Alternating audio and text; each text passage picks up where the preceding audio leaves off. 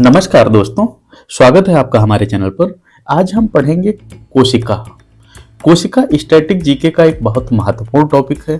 इससे संबंधित कई बार परीक्षाओं में प्रश्न आते हैं, कई बार एमसीक्यू और कई बार मेंस में भी इससे संबंधित प्रश्न आते हैं, जहां पर हमें थ्योरी फॉर्म में लिखना रहता है।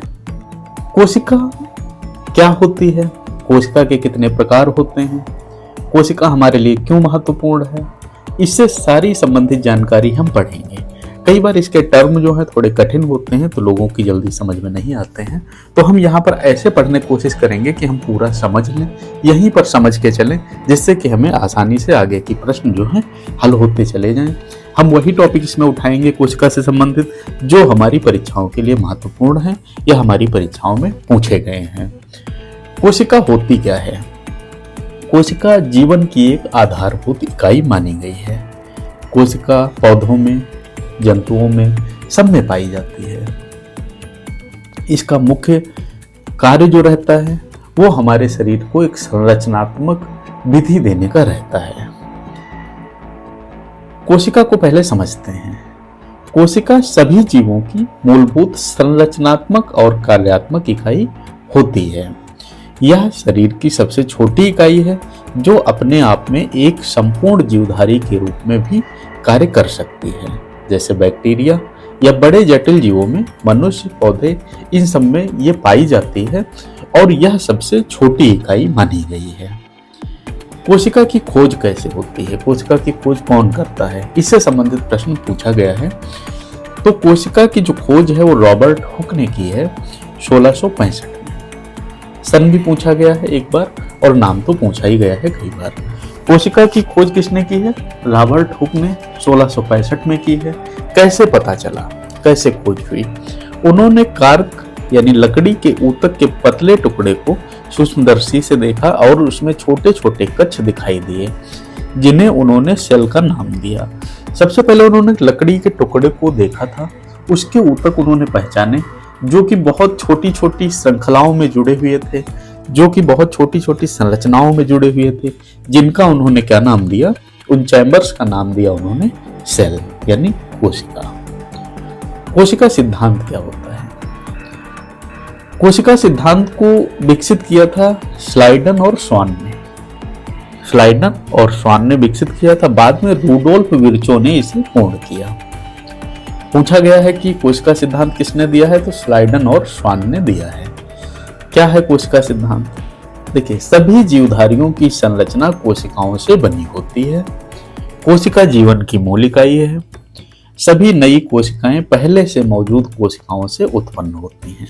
अर्थात कोई भी जो जीवधारी है उसकी संरचना बहुत सारी कोशिकाओं से बनी होती है, एकल भी और बहुत सारी भी। कोशिका जीवन की मूल इकाई होती है। ये सिद्धांत कहता है कि पहले की जो मौजूद कोशिकाएं हैं वही नई कोशिकाओं को जन्म देती हैं। जैसे आपने सुना होगा कि पहले कोशिकाएं जब मर गई तो उनकी जगह नई कोशिका आ गई, फिर पुरानी गई, फिर नई आ गई। इस प्रकार कोशिकाएं स्वतः जन्म लेती रहती हैं पुरानी कोशिकाओं के माध्यम से। कोशिका के प्रकार कितने होते हैं? वैसे तो कोशिका दो प्रकार की मानी गई है, कोशिका के आधार पर और संरचना के संख्या के आधार पर। सबसे पहला जो प्रकार है वो हम संख्या के आधार पर देखते हैं, दूसरा प्रकार हम संरचना के आधार पर देखते हैं। संख्या के आधार पर दो प्रकार की है, जैसे एक जीवीय कोशिका और बहुकोशिकीय जीव। मतलब जिनमें एक कोशिका पाई जाती है ऐसे जीव और जिनमें बहुत कोशिका पाई जाती है ऐसे जीव। एक कोशिकीय वाले क्या हैं? अमीबा है, पैरामीशियम है और बैक्टीरिया है। बहुकोशिकीय में क्या है? मनुष्य है और पौधे हैं, पशु हैं। यानी कोशिका हम संरचना के आधार पर अगर देखते हैं तो एकल है और बहुल है। एकल में आती है अमीबा, पैरामीशियम, बैक्टीरिया। मनुष्य, पौधे, पशु आते हैं बहुल में। ये पूछा गया है कई बार परीक्षा में कि इनमें से कौन सी एक कोशिकीय है और कौन सी बहुकोशिकीय जीव है। अब संरचना के आधार पर देखते हैं तो संरचना के आधार पर दो प्रकार की है। पहला है प्रोकैरियोटिक कोशिका, दूसरा है यूकैरियोटिक कोशिका। प्रोकैरियोटिक कोशिका क्या होती है? जिनमें नाभिक नहीं पाया जाता है, जैसे बैक्टीरिया है, साइनोबैक्टीरिया है। यूकैरियोटिक कोशिका कौन सी रहेगी? जिनमें नाभिक पाया जाएगा, पौधे, जंतु और कवक है। इस प्रकार कोशिका जो हमारी है कितने भागों में बटी है? 2 भागों में। पहले आकार या संख्या के आधार पर, फिर संरचना के आधार पर। एक कोशिकीय जीव आते हैं, बहुकोशिकीय जीव आते हैं, प्रोकैरियोटिक कोशिका आती है, यूकैरियोटिक कोशिका आती है। प्रोकैरियोटिक में नाभिक नहीं मिलेगा, यूकैरियोटिक में नाभिक जरूर मिलेगा। नाभिक क्या होता है ये हम आगे पढ़ेंगे। कोशिका की संरचना कैसे होती है, कोशिका बनती कैसे है?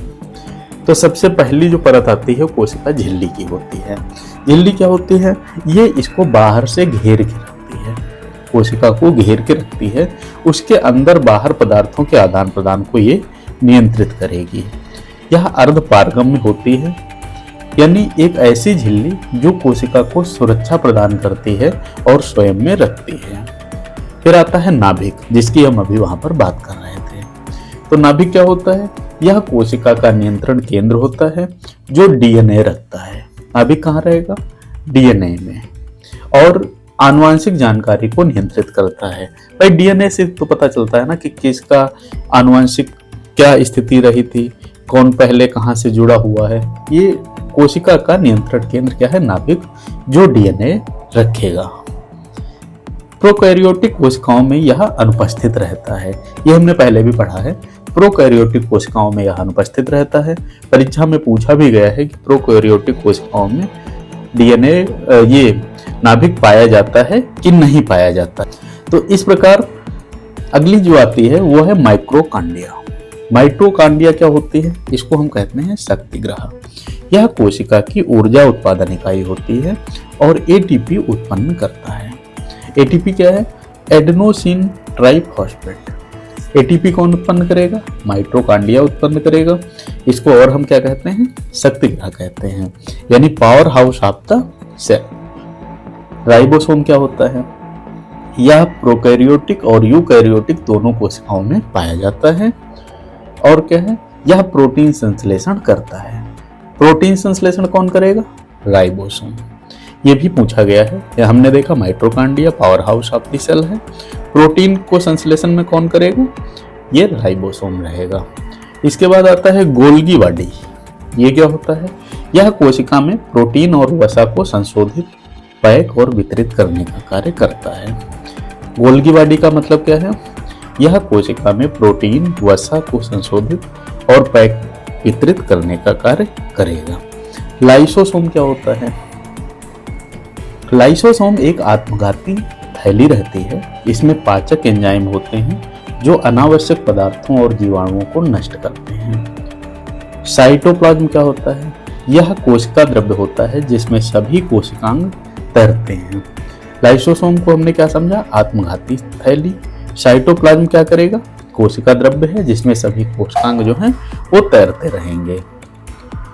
इसके बाद आता है कोशिका के कार्य क्या हैं। जैसे कोशिका तो शरीर में है, बॉडी में है, इसके कार्य क्या होते हैं?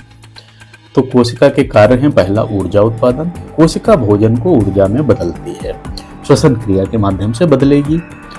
संरचना और समर्थन, यह शरीर की संरचना को बनाए रखती है।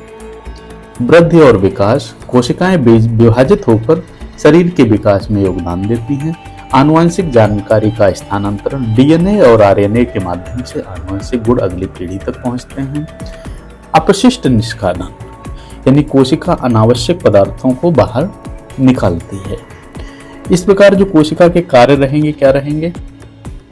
भाई ऊर्जा उत्पादन करेगी, संरचना देगी, समर्थन करेगी, वृद्धि में सहायक रहेगी, आनुवंशिक जानकारी का स्थानांतरण करेगी, अपशिष्ट निष्कासन करेगी।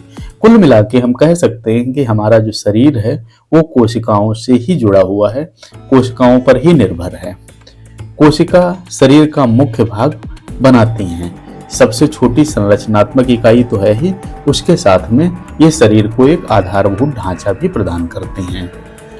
कोशिका से संबंधित हमेशा परीक्षाओं में प्रश्न आते हैं, 1 या 2 प्रश्न आपसे पूछे जाते हैं। यदि वीडियो पसंद आया है तो आप इसको लाइक करिएगा, चैनल सब्सक्राइब करिएगा। कोई भी सुझाव है तो आप मैसेज कमेंट कर सकते हैं, कुछ समझ में नहीं आया है वो भी आप कमेंट कर सकते हैं। मिलते हैं अगले वीडियो में। हमारा प्रयास यही रहेगा कि आपका स्टैटिक जीके का पूरा पोर्शन ऐसे ही समझ के तैयार हो जाए जिसको आपको रटना ना पड़े, अलग से मेहनत ना करनी पड़े। मिलते हैं अगले वीडियो में। धन्यवाद।